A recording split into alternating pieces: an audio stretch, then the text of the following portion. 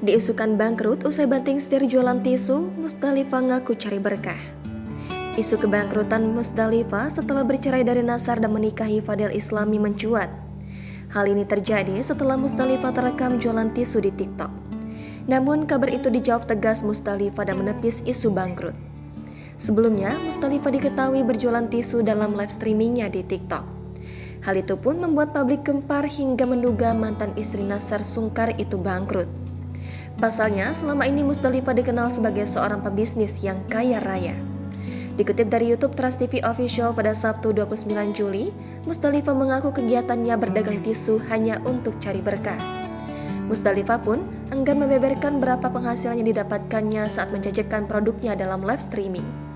Ia hanya menyebut pendapatannya itu cukup untuk uang jajan anak-anaknya. Tapi buat jajan anak-anaknya, Mbak Mus kan jajannya banyak, sahut Rian Ibram, salah satu host acara tersebut.